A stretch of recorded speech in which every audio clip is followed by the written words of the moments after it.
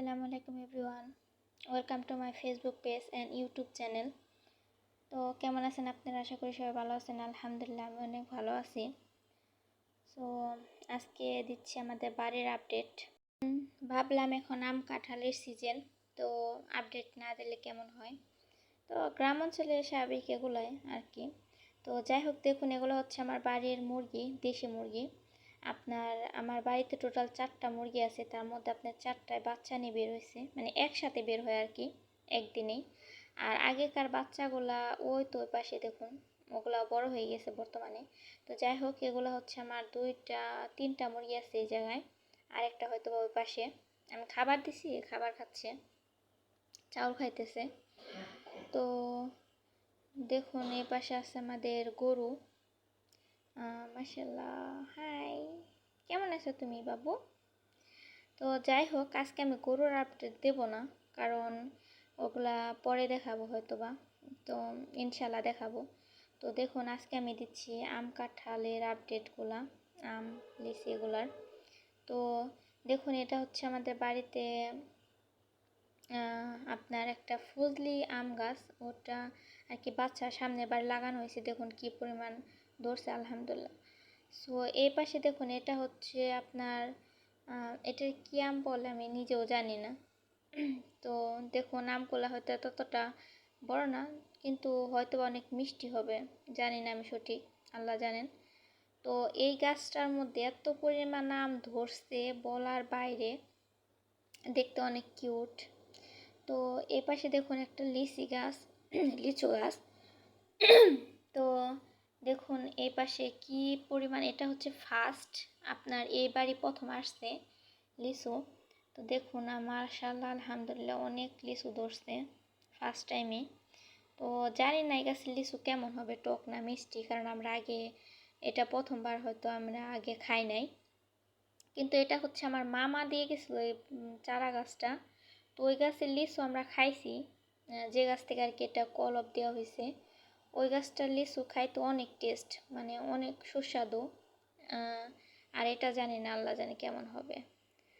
তো যাই হোক, আজকে ভাবলাম যে আপনাদের ঘাসের আপডেট দেই, কারণ আগে যখন ঘাস আপনার প্রতি ফার্স্টে লাগানো হয়েছিল, তখন হয়তো আমি একটা ভিডিও বানাইছিলাম।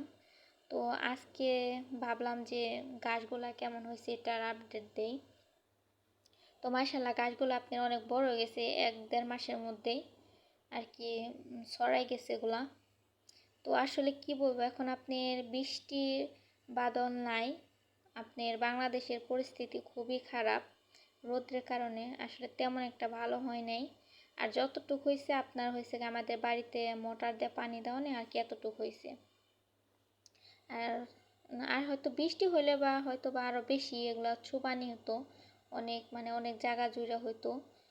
তো যাই হোক, এগুলো এখন মাশাআল্লাহ আলহামদুলিল্লাহ মোটামুটি আল্লাহ যা দিচ্ছে আলহামদুলিল্লাহ। সো যে আল্লাহ যা দেখ তার জন্য শুকরিয়া করা দরকার, প্রয়োজন। তো দেখুন এটা হচ্ছে আমাদের বাড়ির সামনে আর কি, দেখুন একটা আমের গাছ, এটার মধ্যে মাশাআল্লাহ আলহামদুলিল্লাহ আল্লাহ অনেক পরিমাণ আম দিছে। আসলে দূরে থেকে এতটা হয়তো বা বোঝা যাচ্ছে না, তারপরেও মাশাআল্লাহ ভালোই ধরছে।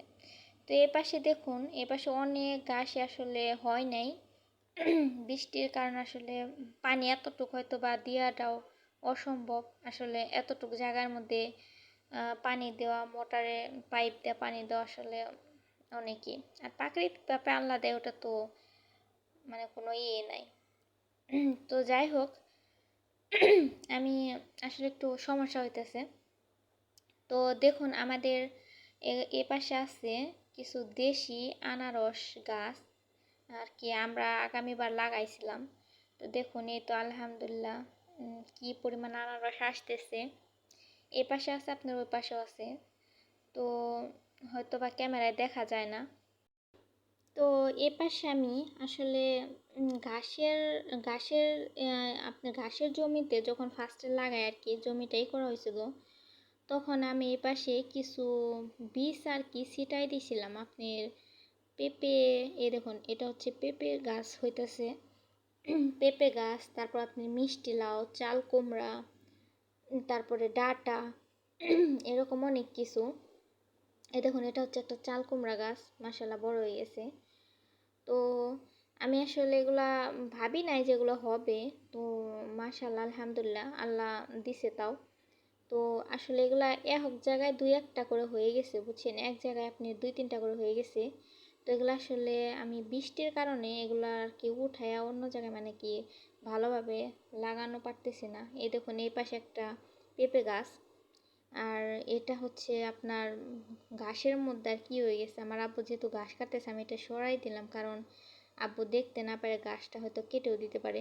এই কারণে এটাকে আর কি ঘাসের থেকে উদ্ধার করে দিলাম কাটাই থেকে। তো আমি আসলে এগুলা লাগাবো, আর বৃষ্টির কারণে আর কি লাগাইতে পারতেছি না, কারণ বৃষ্টি ছাড়া এগুলো এখন উঠাইলে এগুলো মরে যাবে সবগুলা, এই কারণে। তো দেখুন এই পাশে মাশাল্লাহ অনেক সুন্দর, এই যে একটা কুমড়া চাল কুমড়া গাছ এটা। সো আজকের ভিডিও এ পর্যন্তই। তো সবাই ভালো থাকবেন আর সুস্থ থাকবেন, আর আমাদের জন্য সবাই দোয়া করবেন, আর আমার ভিডিওতে সবাই লাইক কমেন্ট করে দিবেন যেন আরও ভালো ভালো ভিডিও তৈরি করতে পারি, তার জন্য সবাই দোয়া করবেন। সো টাটা, বাই বাই, আল্লাহ হাফেজ।